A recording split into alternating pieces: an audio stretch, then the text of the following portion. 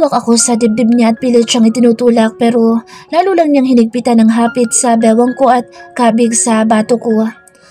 Nilakasan ko na ang pagtulak sa kanya at nang magtagumpay ako ay sinampal ko siya. Shit! Mahinang mura niya at hinimas ang pisnging sinampal ko. Titig na titig pa rin siya sa mukha ko.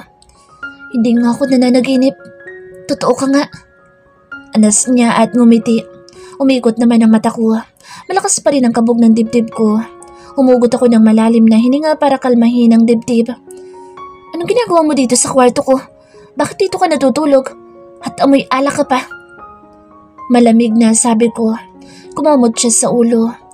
Nag-inuman kami ni Tayberto kagabi. Medyo nalasing kaya dito na ako pinatulog ni tatay. So nag-inuman nga sila ni tatay kagabi at sa kanya yung sakyan sa labas. Kararating mo lang? Ang bilis naman. Ang sabi ni Tayberto, pauwi ka pa lang daw. Tumaas ang kilay ko. Paano mo nalaman? Ngumisi siya. Siyempre sinabi ni tatay. Oo nga pala, magkainuman sila kagabi. Malamang naidaldal na ni tatay. Magbihis ka nga. Utos ko sa kanya. Dinampot naman niya ang damit niyang nakasampay sa upuan sa vanity mirror at isinuot habang hindi inaalis ang tingin sa akin. Kinagat ko naman ang loob ng pisngi ko. Pinipigilan ko ang sarili na lumapit sa kanya at yumakap. Baka lumaki ang ulo niya. Tumalikod ako at lumabas ng kwarto ko. Sakto naman papalapit si tatay at tita Linda. Anak, nakalimutan ko sabihin nandyan pala sa kwarto mo si Alvin. Wika ni tatay na bahagya pang nakanguwi. Mariin ko lang na ilapat ang labi ko at bumuntong hininga. Magandang umaga ho, Tayberto. Tita Linda. Bati naman ni Alvin na nasa likuran ko. Gumilid naman ako para makalabas siya ng kwarto ko. Gising ka na pala, Alvin. Tamang-tama, mag-almusal ka na. Yaya naman ni Tita Linda. Danica, may follow down ba dito? Ani Eric na kalalabas lang ng kusina. Natigilan pa siya tila na matanda nang makita si Alvin. Titig na titig siya dito at tiningnan mula ulo hanggang paa habang nakaawang pa ang labi. Alam ko na ang tumatakbo sa isip niya. Who is he? Tanong ni Alvin. Madilim ang kanyang mukha at matalim ang tingin kay Eric. Kasama siya ni Danny. Hindi na natapos ni tatay ang sasabihin nang biglang lapitan ni Alvin sa Eric at kinuwelyuhan. Napatili naman kami ni Tita Linda. Who the hell are you? Bakit kasama mo ang asawa ko, ha? You wanna die? Huh? Galit na sabi ni Alvin kay Eric na halos umangat na mula sa sahig. At ang baklita ko namang kaibigan ay parang wala lang sa kanyang ginagawa ni Alvin. Titig na titig pa siya dito na para siyang nahipnotismo. Samantalang sa Alvin ay parang sinapian na ng demonyo sa galit. Ano ba, Alvin? Bitiwan mo nga siya. Awat ko kay Alvin. Pero tila siya bingi at tinigpitan pa ang hawak sa kwelyo ng damit ni Eric. Diyos ko, Alvin. Bitiwan mo na sa Eric. Mukhang hindi na siya makahinga. Saad ni Tita Linda na nakaguhit ang pag-aalala sa mukha para sa kaibigan ko. Alvin, bitiwan mo siya. Baka mapano mo pa yan. Awat naman ni tatay. No, Tayberto. Mapapatay ko tong lalaking ito. Wala siyang karapatang dumikit-dikit kay Danica dahil may asawa na siya. At ako yun. Naiintindihan mo ba, pare? Tumingin ka sa akin. Tandaan mo ang mukha ko at ipasok mo sa kokote mo sasabihin ko. Ako ang asawa ni Danica. So stay away from her kung ayaw mong bumalik ng Manila na bangkay na. Mariing sabi ni Alvin kay Eric na umiigting pa ang mga panga. Napasingap naman ako. Hinawakan ko si Alvin sa braso at pilit tinatanggal ang kamay niya. Tumigil ka na nga, Alvin. Bitiwan mo na si Eric, ano ba? Pero hindi ako pinapansin ni Alvin at masamang nakatingin lang kay Eric. Naiintindihan mo ba ako? Sagot! Tumangutango si Eric. Yes, Daddy. Choke me.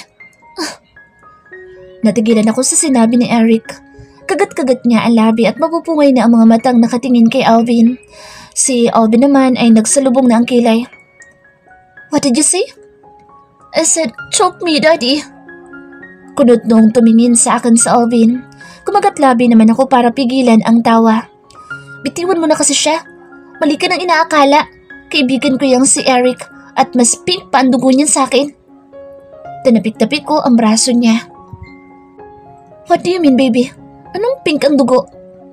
Naguguluhang tanong pa ni Alvin. Basta yun na yun. Bitiwan mo na siya. Pinalo ko na ang braso niya. Binitawan na niya ang kwelyo ng damit ni Eric pero hindi pa rin niya inaalis ang tingin dito. Itong kaibigan ko naman, muntik na nga mabawian ng hininga. Nagpapakyut pa. Kinurot ko siya sa tagiliran na ikinatili niya. Aray! Bakit ba namumurot ka? Patiling sabi ni Eric at inirapan ako. You okay? Tanong ni Alvin na tila naninigurado. Ngiting-ngiti naman si Eric at parang may kapansanan na sa mata sa kakakurap. Yes, Poppy. Anyway, hindi pa ako nakakapagpakilala. I'm Eric, but you can call me Erica. BFF ako nitong wife mo pero pwede rin tayong maging BFF if you want. Malanding sabi ni Eric at nilahad ang kamay kay Alvin. Tumingin sa akin sa Alvin na nakakunot pa rin ang noo. Parang hindi siya sigurado sa mga sinabi ni Eric. Totoo yung sinabi niya. Kaibigan ko siya at kasamahan sa kumpanya. At gay siya. Certified gay. Pinagdiinan ko pa ang huling sinabi. Bakit hindi ka naniniwala, papi? Gusto mo i-chupa-chups pa kita para maniwala ka? Aray! Patiling daing ni Eric nang kuritin ko ulit siya sa tagiliran.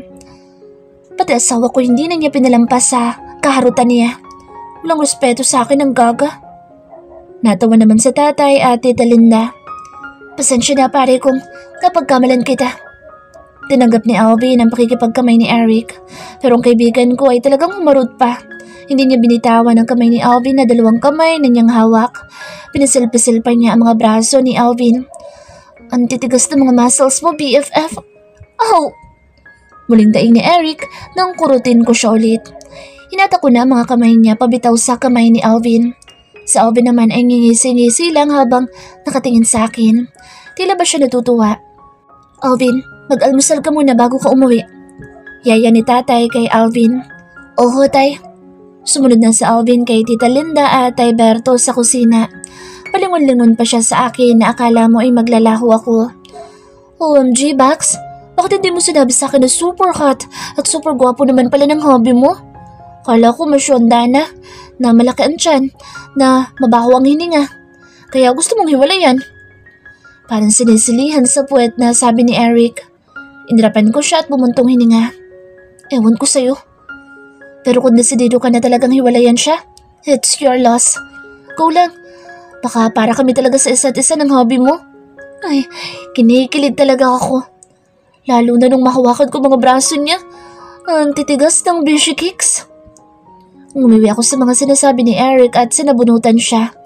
Pagtigil ka na nga. Hindi pa kami totally nahiwalay, no? Sawa ko pa rin siya kaya konting respeto naman sa akin. Ayun, biglang naging possessive ang lola. Na-threaten ka sa beauty ko, no? Tinasan ko siya ng kilay. Of course not. Wala ka namang beauty, no?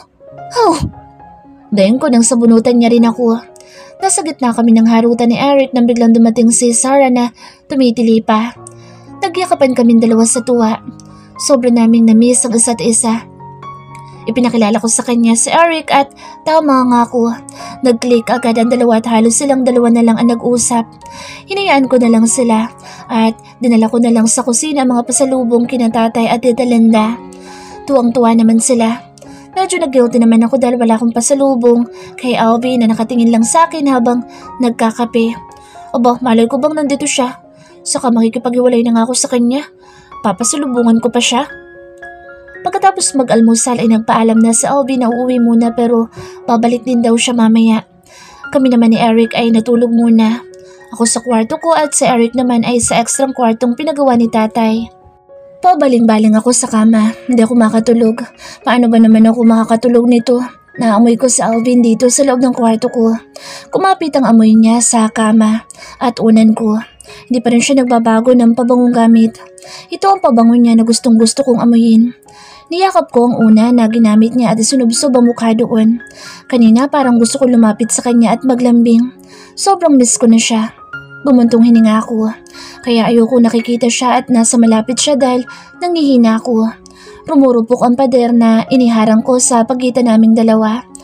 May malaking lamat na nga iyon dahil sa paghalik niya sa akin kanina. Alam kong konting push pa niya. Tuluyan ang matitibag ito at makakapenetrate na naman siya ng tuluyan sa puso ko at pagkatao ko. Ipinikit ko na ang mga mata ko. Siguro kailangan ko na siyang kausapin mamaya. Nalimpungatan ako dahil sa ingay ng pabukas ng drawer. Iminulat ko ang mga mata. Hindi ko alam kung anong oras na. Kung hapon na ba o umaga na. Napahaba yata ang tulog ko. Naginat ako pero natigilan ako nang makarinig ulit ng ingay. Iginala ko ang mga mata sa buong kwarto ko. Napakurap-kurap ang mga mata ko nang makita sa Alvin na inaayos ang mga damit ko sa drawer. Umangon ako. Mukhang kanina pa siyang nag-aayos ng mga damit ko dahil halos wala nang laman ang maleta ko. Anong ginagawa mo, Alvin? Tanong ko. Tumingin siya sa akin at ngumiti. Gising ka na pala. Inayos ko lang itong mga damit mo para hindi ka na halukay ng halukay sa maleta mo kapag kukuha ka ng damit. Anya at itinuon na ang pansin sa paglalagay ng mga damit ko sa drawer. Naginit pa ang pisngi ko nang ang mga underwear ko naman ang hawak niya. Hindi mo na kailangan gawin yan. Ako na bahala dyan. Suway ko sa kanya. Muli siyang tumingin sa akin at ngumisi. As your husband, tungkulin kong pangalagaan ka. Saka minsan ka na nga lang umuwi. Kaya hayaan mo nang asikasuhin kita. Para namang may mainit na bagay ang dumampi sa dibdib ko. Sa kabila ng lahat, hindi pa rin siya nagbabago sa akin. Anong oras na ba? 5:00 na ng hapon, baby. Nagugutom ka na ba? Nagpa-deliver ako ng merienda. Kumamot ako sa pisngi. Medyo nagugutom nga ako. Mukhang nagugutom ka na nga. Sandali lang, tatapusin ko lang ito. Hindi na ako umimik at hinayaan na lang siya. Pinapanood ko na lang ang ginagawa niya. Namimiss ko rin ang pag-aalaga niya na gaya nito. Isa ito sa mga bagay na sobra kong minahal sa kanya. Nang matapos na niyang ayusin ang mga damit ko ay ipinasok na niya sa ilalim ng kama ko ang maleta. Ayan, tapos na. Let's go, baby. Inalhad niya ang kamay niya. Tila naman may sariling buhay ang kamay ko na humawak sa kamay niya. Kumislot ang puso ko nang muli ko maramdaman ang mainit at magaspang niyang kamay. Napalunok ako at tumingin sa kanyang muka. Nakangiti siya sa akin. Nag-iwas ako ng tingin at tumayo na sa kama. Akmang babawiin ko ang kamay pero hinigpitan niya ang hawak. Kaya magkahawak kamay kami lumabas ng kwarto. Kakaiba tuloy ang tingin sa amin ni tatay at tita Linda. Anak, gising ka na pala. May merienda sa kusina. Nagpa-deliver ng pizza yung asawa mo saka ice cream. Avocado flavor, paborito mo. Sabi ni tatay. Ay, teka, ipaghahain kita. Ana tita Linda at tumayo. Ako nang bahala kay Danica, tita Linda. Pigaw ni Alvin. Oo nga naman mahal, hayaan mo muna sila mag-asawa na magkasarilan. Ngayon na nga lang ulit sila nagkasama. Saad naman ni tatay na may mapanuksong ngiti sa labi. Nag-init pa ang pisngi ko at pilit bumitaw sa hawak ni Alvin. Si Eric po ba lumabas na ng kwarto niya? Tanong ko na lang. Naku, kanina pa. Hindi pa nga yata yun natutulog. Ayun, nasa labas, kasama si Sarah. Ayos ah, parang kinalimutan na ako ng dalawa. Sige na anak, magmerienda ka muna. Hayaan mo muna yung kaibigan mo kay Sarah. Opo, tay. Pumasok na ako sa kusina at sumunod naman sa akin sa Alvin. Mabilis ang kilos ni Alvin. Ipinag-init niya ako ng pizza na medyo lumamig na. Nilagyan din niya ako ng ice cream sa baso. Nang mainit ang pizza ay sabay naman kaming kumain. Mukhang hindi pa nga siya nagmamerienda at inintay pa ako. How's your work, baby? Nagkibit-balikat ako at nilunok ang pizza. Ayos lang. Medyo busy lang. Lalo na kapag Christmas season. Kaya hindi ako nakauwi noong huling Pasko. Sa HR department ako nagtatrabaho sa isang kilalang kumpanya sa Manila. So far, nag-enjoy naman ako kahit nakakapagod. Tumango-tango si Alvin. Kapag sawa ka na sa trabaho mo at gusto mo na ng iba, sabihin mo lang sa akin ha. Kumunot ang noo ko. Bakit? Well, pwede kitang i-backer sa ibang kumpanya. Napataas ang kilay ko. Alam kong hindi siya nagbibiro at madali lang niyang magagawa iyon. Marami din siyang connection. But if you want, pwede ka naman sa kumpanya ko. Dapat nga doon ka na lang nagtatrabaho. Kahit anong posisyon pwede ka doon. Bakit ko naman gagawin yun eh? Wala naman akong karapatan sa kumpanya mo. Bagyang nagsalubong ang kilay niya. Anong wala? Asawa kita at may karapatan ka sa kumpanya ko. Bagya ako natigilan sa sinabi niya. Yumuko at bumuntong hininga. Kumutsara ako ng ice cream at isinubo. Hinayaan ko yung matunaw sa bibig ko. Pero maghihiwalay na tayo kaya wala na akong karapatan sa kumpanya mo. Lalo na sa'yo. Sino ba sabi maghihiwalay tayo? Tumingin ako sa kanya. Nakangisi siya pero may nakaguhit na iritasyon sa kanyang muka. Tumikhim ako. Ako? Nakipaghiwalay na ako sa'yo, di ba? Tumaas ang isang kilay niya at lalong lumapad ang ngisi. Pumayag ba ako? Walang hiwalay ang magaganap. Mag-asawa tayo hanggang sa pagtanda natin. Mariing sabi niya. Ngumuso ako pero may kumudlit na kilig sa puso ko. Di mo ko mapipilit. Is that really you want? Ha? Ang maghiwalay tayo? Natigilan ako at hindi nakaimik. Tila may pait sa tono ng boses niya. Oh, hindi ka agad nakaimik dyan. Hindi ka rin sigurado, di ba? You can't live without me, baby. Patay na patay ka kaya sa akin. Kaya mo nga ako pinikot eh. Nakangising sabi niya. Napasinghap naman ako at namilog ang mata. Ang kapal ng mukha mo. Tanging nasambit ko na lang. Tumawa naman siya. Ang tawa niya ay buhay na buhay gaya ng dati na masarap sa tengang pakinggan. Ngunit maya-maya lang ay sumeryoso ang mukha niya at namungay ang mga matang nakatingin sa akin. I can't live without you, baby.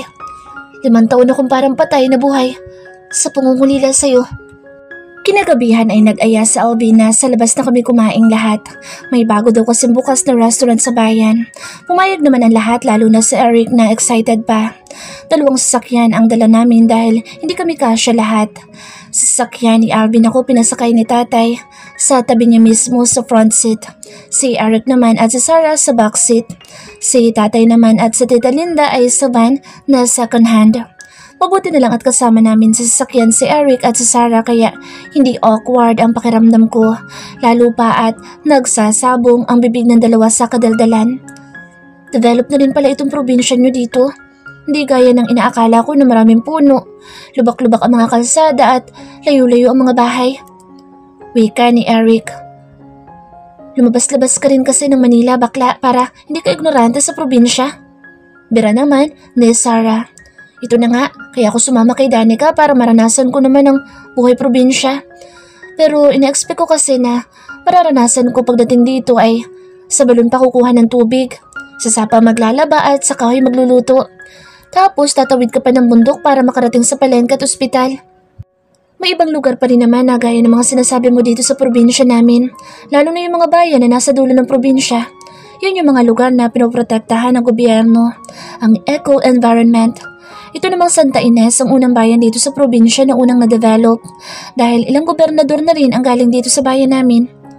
Paliwanag namin ni Alvin. Kaya pala. Pero kung gusto mong maranasan ang mga sinasabi mo bakla, pwede naman. May balon sa lugar namin, pwede kang mag-igib doon. May sapa din sa kabilang barangay, pwede kang maglaba doon at magsiba ka ng kahoy sa likod ng bahay nila Danica. O diba, bongga? Hirit pa ni Sarah na ikinatawa namin ni Alvin. Ayoko nga. Bakit ko pahihirapan ang sarili ko? Mag-enjoy na lang ako sa pagbuboylet hunting. Wala ka na bang ibang boylet na kilala? Ang asim na mga ipinapakilala mo sa akin eh. Ang arte mo naman bakla. Shadow ka lang choosy. Ikaw papi Alvin, wala ka bang ibang kilala? Yung kasing gwapo, kasing hot at macho mo? Ikaw sana ang prospect ko eh kaso hindi pa kayo hiwalay nitong maarte kong BFF. Saka na lang kita haharutin kapag hiwalay na kayo. Matalim na tinignan ko si Eric at inirapan siya. Salamat siya't hindi niya ako katabi kung hindi hihilahin ko ang patilya niya. Tumawa naman si Alvin at tumingin sa akin. Inirapan ko din siya. May 2 akong kaibigan. Ay, yun naman pala eh. I'm sure kagaya mo rin sila, Poppy. Pakilala mo ako. Excited na sabi ni Eric. Kaso may asawa't mga anak na. Natatawang dugtong pa ni Alvin. Napangisi naman ako nang sumimangot si Eric. Ano ba yan? Olats na naman? Pagtsagaan mo na lang kasi ang mga ipinapakilala sa'yo ni Sarah. Nakangising sabat ko na. Hindi ko type ang mga yun. Si Papi Alvin na lang kaya. BFF naman tayo eh. Sure mo na lang siya sa akin? Hirit pa ni Eric. Sinamaan ko ulit siya ng tingin. Humanda talaga siya sa akin mamaya. Ipapahabol ko siya kay Milo. Malakas naman ang tawa ni Alvin. Nilangon ko siya. Ang lapad ng ngisi niya. Don't worry baby. Wala kang kahati sa akin. Ani Alvin at pilyong kumindat pa sa akin. Nag-init naman ang pisngi ko at nag-iwas na lang ng tingin sa akin niya. Samantalang ang dalawa naman sa likuran ko ay nagbubulungan at nagbubungis-ngisan. Sarap pagsasabunutan eh. Pagdating sa restaurant ay ang dalawa pa rin ang pinakamaingay at pinakamalakas kumain. Here baby, wala nang tanik yan. Nilagay ni Alvin sa plato ko ang hinimay na sinigang na bangus. Napaawang naman ang labi ko. Tumingin ako sa mga kasama namin sa mesa na may mga nanunuksong ngiti sa labi habang nakatingin sa aming dalawa ni Alvin. Ayos na ako, Alvin. Kumain ka na lang. Sabi ko, okay. Kung may iba ka pang gusto, sabihin mo lang ha. Malambing niyang sabi. Tipid lang ako nang umiti at kumain na. Naalala ko ang mga sinabi ni Alvin kanina. Hindi daw niya kayang mabuhay na wala ako at para siyang patay na buhay sa pangungulila sa akin. May kirot sa puso ko ang mga sinabi niyang iyon dahil alam ko rin ang ganoong pakiramdam noong mawala ang baby namin sa sinapupunan ko. Alam kong hindi lang ako ang nasaktan at nahirapan noon kundi siya din. At alam kong naging selfish din ako sa kanya dahil mas pinili ko ang iwanan siya. Tapos ngayon ay hihiwalayan ko pa. Bumuntong hininga ako. Nalilito tuloy ang puso at isip ko. Gusto ko siyang itaboy pero kapag ganitong nasa malapit siya ay ayoko namang nalalayo siya. Kaya para naman ang dati ang nararamdaman ko sa kanya. Walang pinagbago. Sa Manila nga ay hindi ko pinapansin ang mga lalaking pumoporma sa akin. Siya pa rin talaga ang laman ng puso at isip ko. Alvin's Personal Voice. Iho, nagpunta dito kanina si Anthony at hinahanap ka. Akala niya nandito ka. Ani Manang salve pagbaba ko ng hagdan. Nakausap ko na ho siya, Manang. Nakangiting sabi ko habang inaayos ang relo sa bisig. Ganun ba? Mataman akong tinignan ni Manang Salve. Ngumisi ako. Bakit ho, Manang? Ngumiti si Manang Salve. Wala naman, Iho. Napapansin ko lang na kakaibang kilos mo nitong mga nakaraang araw. Para kang laging excited at yung mga mata mo at mga ngiti mo buhay na buhay. Tumawa ko. Si Manang talaga pati yun napapansin. Siyempre naman, sa akin ka lumaki kaya bawat kilos mo kabisado ko. Gusto niyo ho bang malaman? Sabay oo naman. Umuwi ho kasi si Danica. 1 buwan siyang magbabakasyon dito. Namilog ang mga mata ni Manang Salve. Talaga? Oo, kaya pagkagaling sa opisina ay doon muna ako maglalagi, Manang. Alam niyo na. Nangingiting sabi ko. Sige lang, Iho. Naiintindihan ko. Sana ngayon maging maayos na kayo ulit ni Danica at makapunta ulit siya dito. Siguradong matutuwa sila Ophelia at Elena. Ginagawa ko ang lahat, Manang. Sige ho, mauna na ako. Dadaan muna ako sa opisina bago puntahan si Danica. Nagpaalam na ako kay Manang Salve at lumabas na ng bahay. Kinausap ko muna ang mga tauhan ko at binilinan bago ako sumakay ng sasakyan. Dadaan muna ako sa opisina para i-meeting ang mga engineers at bilinan ang secretary ko bago ako pumunta kay Danica. Mag-iisang linggo na mula nang umuwi sa Danica galing Manila. Akala ko talaga noong una, nananaginip lang ako nang makita ko siya sa kwarto niya. Kahit nabanggit na niya ang pakikipaghiwalay sa akin, ay hindi naman niya ako tinataboy kapag nandoon ako sa bahay nila. Nararamdaman kong hindi bukal sa loob niya ang pakikipaghiwalay sa akin. Kung gusto niya talaga makipaghiwalay, dapat sana ay tinataboy niya ako o kaya hindi kinakausap. Wala siyang pagtutol kapag hinahawakan ko ang kamay niya. Alam kong mahal pa rin niya ako. Nararamdaman ko iyon at nakikita sa mga mata niya sa tuwing titingin siya sa akin. Kaya may plano ako. Susuyuin ko siya. Liligawan para bumalik siya ng kusa sa akin. Pagdating ko sa company building ay naghihintay na sa akin ang secretary ko at mga engineers ko. Agad ko na silang pinulong para makapunta na sila sa kanilang site na naka-assign sa kanila. Pagkatapos ay naglagay pa ako ng ilang oras sa opisina para asikasuhin at pirmahan ang mga papeles na nakabinbin. Ikaw na ang bahala dito, Glenda. Kapag may emergency ay tawagan mo ako agad. Bilin ko sa secretary kung ilang taon nang naninilbihan sa akin. Dito na din siya nagkaasawa at nagkaanak. Yes sir, ako na pumahala dito. Thanks, Glenda. May bonus ka sa akin. Sabi ko at kinindatan ng masipag na secretary. Ay, aasahan ko po yan, sir. Tuwang-tuwang sabi naman niya. Okay, mauna na ako. Isinukbit ko na sa balikat ang leather sling bag ko at sinuot ang dark aviator at lumabas na ng opisina. Excited na akong pumunta sa bahay ni Tayberto. Pero bago iyon, dadaan muna ako sa flower shop para maumpisahan na ang panliligaw at panunuyo sa asawa ko. Dumaan muna ako sa isang restaurant at kinuha ang order ko lasagna. Bumili na rin ako sa katabing convenience store ng ice cream at soft drinks. Makalipas ang mahigit 10 minuto ay nakarating na ako sa bahay ni Tayberto. Excited akong bumaba ng sakyan, bitbit ang bouquet ng pink roses, lasagna at ang mga binili ko sa convenience store. 3:00 pa lang ng hapon at tirik pa ang araw. Pumasok na ako sa bukas na maliit na gate. Sumalubong pa sa akin ang asong si Milo at inaamoy-amoy ang dala kong lasagna. Sa sala ay naabutan ko si Tayberto at Tita Linda na nanonood ng TV. Mukhang kakauwi lang nila galing sa hardware. Magandang hapon ho, Tayberto, Tita Linda. Bati ko sa mag-asawa. Ikaw pala, Alvin. Nakangiting bati ni Tayberto at tumayo. Nagmano ako sa kanya at kay Tita Linda. Ang dami niyang dala mo at may pabulaklak ka pa. Para ka tuloy in-check na nanliligaw. Nakangising sambit ni Tayberto. Natawa naman ako. Maliligaw po ako kay Danica, Tayberto. Aba, maganda yan. Suportado kita dyan. Tinapik-tapik ako ni Tayberto sa braso. Akin yung mga dala mo, iho. Nag-abala ka pa. Nakangiting kinuha ni Tita Linda sa kamay ko mga bitbit ko, maliban lang sa bulaklak. Maliit na bagay lang ho iyan, Tita Linda. Si Danica ho pala. Nagpalingaling nga ako para hanapin si Danica. Hindi ko siya nakikita pati na ang kaibigan niya. Nasa likod bahay at pinagkakatuwaan nila ni Sarah, si Erica. Natatawang wika ni Tayberto. Kumunot naman ang noo ko. Sino hong Erica, Tayberto? Si Erica, yung Becky mo na kaibigan ni Danica. Oo nga pala. Kala ko kung sinong Erica. Natatawa na rin sabi ko. Sige na, puntahan mo na si Danica sa likod. Surpresahin mo. Siguradong kikiligin iyon. Sige ho, Tayberto. Pumasok na ako ng kusina. May pintuan doon palabas sa likod ng bahay. Naabutan ko pa sa Tita Linda na tinatanggal na ang foil na nakatakip sa tray ng lasagna. Nag-thumbs up pa siya sa akin.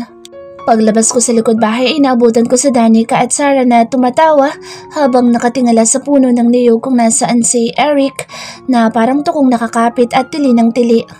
Binivideohan nila ito. OMG, hindi ko na carry. Ang sakit na ng kifay ko. Bells. Kaga, wala kang kifay. Lato-lato ang meron ka. Bira naman ni Sarah at sabay silang tumawa ni Danica. Gusto mong maranasang umakyat ng puno ng niyog, di ba? Pakasawa ka. Natatawang buyo pa ni Danica. Napangiti naman ako ngayon.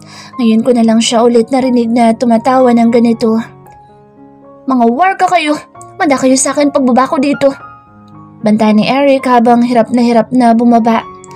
Lumapit na ako sa kanila. Si Eric ang unang nakakita sa akin. Oh, hi, Papa Alvin.